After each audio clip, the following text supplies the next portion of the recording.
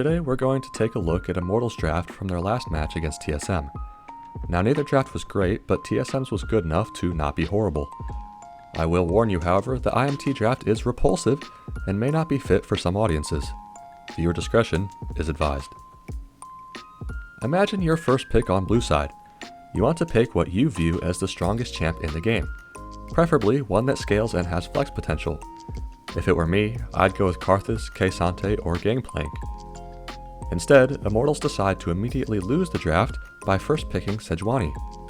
This makes no sense, first because Maokai opened and is an infinitely stronger jungle blind pick, and because we know Immortals won't pick melee solo laners that can synergize with Sejuani. TSM answer with Jinx and Maokai, which is fine, assuming they pair Jinx with some protection later in the draft, but the Maokai pick is great. Turbo broken champion. In response, IMT answer with Annie and Nautilus. The Nautilus is bad because it kills Annie's flex potential, and he just sucks as a champion. There are so many easy ways to counter Nautilus, Morgana, Kindred, or any other enchanter, just to name a few. TSM B3 K'Sante, which is a huge win for them. Honestly, I don't understand how this champion is getting through bans, and in Immortals' case, a worse first pick option than Sejuani. Either way, through the first phase, TSM are way ahead. They have insane OPs in top and jungle, and a scaling hypercarry that can play around the locked front line. The only thing TSM has to do to win this draft further is to pick some kind of protection for Jinx. It is clear that Immortals' first three picks are just random, with no thought put into them. What synergy do they have? What are they trying to achieve thematically with these champions? The IMT first phase is bad also because it is easy to itemize against. With simple Merc Tread's rush and to further magic resist, TSM will pretty much be invincible.